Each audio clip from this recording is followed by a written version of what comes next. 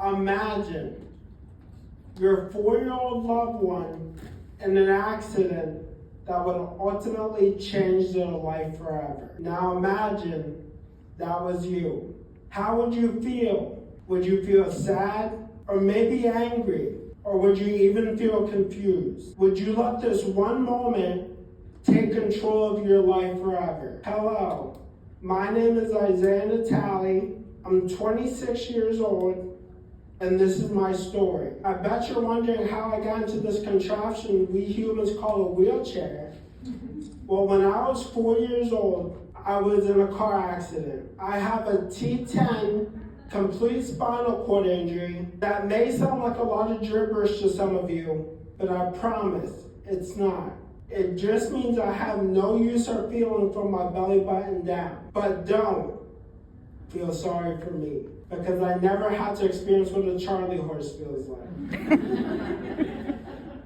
This accident was so devastating, not only because it paralyzed me, because it took the life of my foster brother, who was sitting right next to me, and severely injured my foster father. But to understand my past trauma, let me take you back to the very first traumatic experience I ever had, being placed in foster care at the age of 3 and nearly drowning. I didn't really remember this near drowning at this age because I was so young, but as I got older, I had PTSD flashbacks from it. I remember having this dream or nightmare, you can decide what you want to call it, of me being in a pool surrounded by fire trucks and ambulances. And when I woke up, I asked my now adopted mother if I drowned when I was younger, and she said yes. Before I went to live with my current adopted family, I lived with my first foster family from the age of 3 to 4. After my accident, I went to live with my forever family, the Natalis. Who knew that they would be forever? Even though I was in a loving home, growing up is still a struggle for me. Why? Because I'm Black and I'm in a wheelchair, living in a predominantly white neighborhood and going to a school full of predominantly white jocks. So if you thought I was going to fit in, boy, were you mistaken. I was verbally abused due to my medical condition and called the N-word by my peers. Not only did I have to deal with that type of pain as a small child, but I had to deal with the pain of losing my biological mother by the age of 7, who I kept in touch with up until her death. When she was alive, she would come to the Natali's house and do my hair, and we would spend quality bonding time together. She reassured me through her endless loving actions that everything was going to be okay. She passed away from acute respiratory distress syndrome, also known as ARDS, which is complications from pneumonia. When I went to her funeral, I touched her cold, lifeless, pale skin. I was broken and thought my world was lost.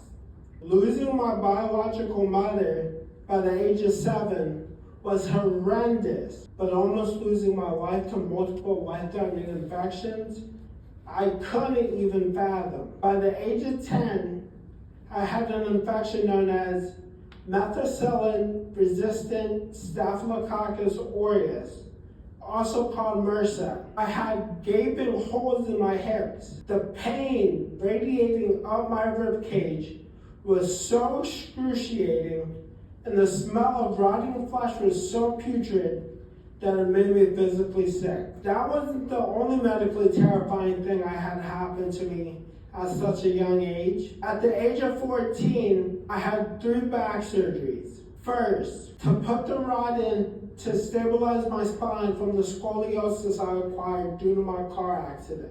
Second, to sew my shoulder muscles back together because the surgeon forgot to. And third, to clean out yet again another infection I acquired in my young life. My childhood was like no other. Whether I had to deal with the near drowning at the age of 3, my car accident at the age of 4, bullying as a small child, the death of my biological mother by the age of 7, multiple life-threatening infections by the age of 10, and multiple back surgeries by the age of 14. It wasn't until a couple years later that the effects of this trauma would come to light. Life began to take a toll on me.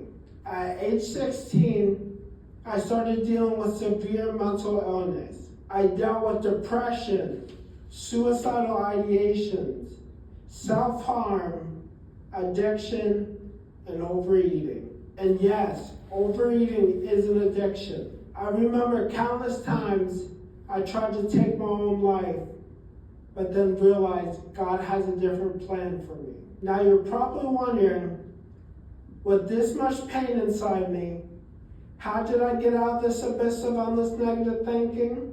Well, let me tell you about my pathway to healing. Forgiveness allows you to heal. I wish someone would have told me that sooner. Forgiveness was one of the hardest lessons I ever had to learn, and it didn't come naturally. For close to 20 years, I held an anger and resentment towards people who didn't even know I was angry with them. I remember going through most of my life thinking how much I hate my first foster family. I thought to myself, I will despise you until the end of time. I hope you're suffering like I'm suffering, and if I hurt someone, it's because of you. At age 17, I was destroying property at my adoptive family's house. I had the cops called on me many times due to my anger being out of control. I was also self-harming and taking anger out on myself. I was destroying my body and my peace of mind. I felt furious with what I went through with that first foster family. But the crazy part is, they lived in a different state than me, and I haven't even spoken to them since I was 4 years old.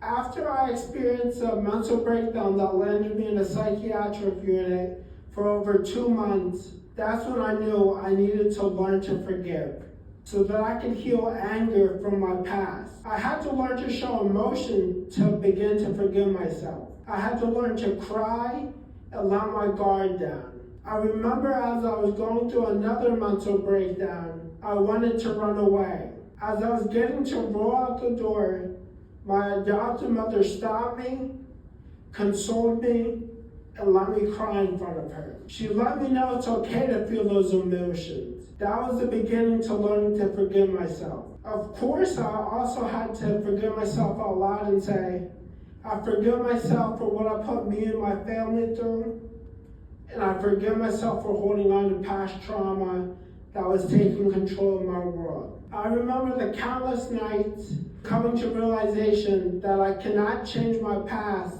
but I can change how I react to it. So, do you know what forgiveness did for me? Do you know what I learned? That forgiving others is easy, but forgiving yourself is a totally different ballgame. Conflict within ourselves is where the root of most of our anger stems from. So I had to dig deep and ask myself, who is this hurting? Them or myself?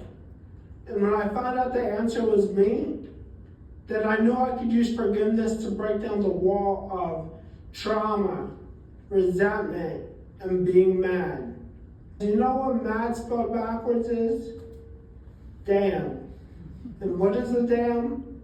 It's a wall that holds in anger, hate, and prevents healing. A dam is meant to hold things back, but forgiveness is a wrecking ball that opens up a pathway to freedom. So next time you're feeling angry, hateful, or just mad at someone, just know you can break down that dam by forgiving others, but most importantly, forgiving yourself. Forgiveness can lead into becoming someone, taking control of your world, and not letting your world control you. In my darkest times, I was searching for inspiration. I remember my adopted mother saying, "You're black and in a wheelchair.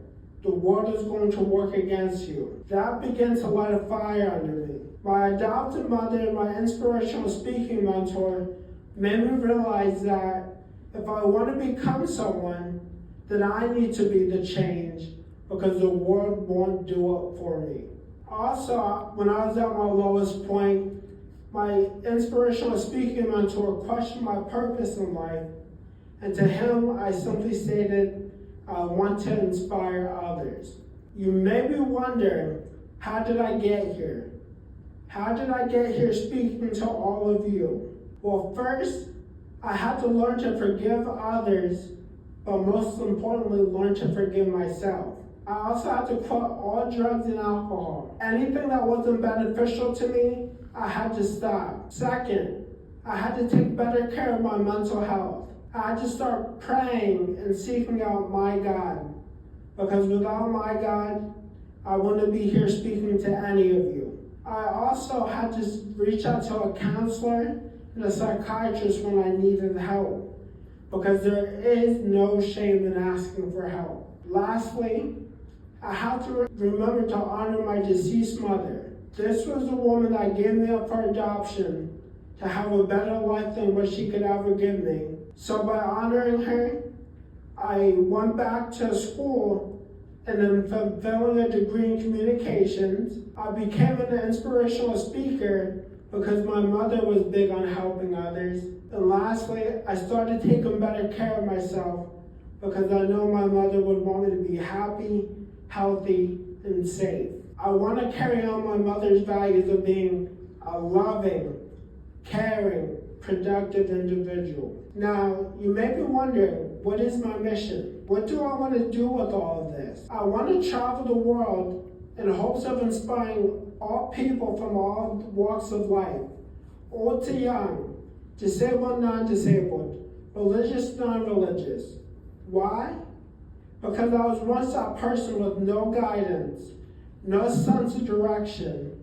And if I could lift up one person and help them learn to forgive and become someone to take control of their world, then I would have accomplished my mission. So before I go, I want to say, don't let your mad become your dam. Learn to forgive and become someone. Take control of your world and stop letting your world control you. My name is Isaiah Natali. Thank you.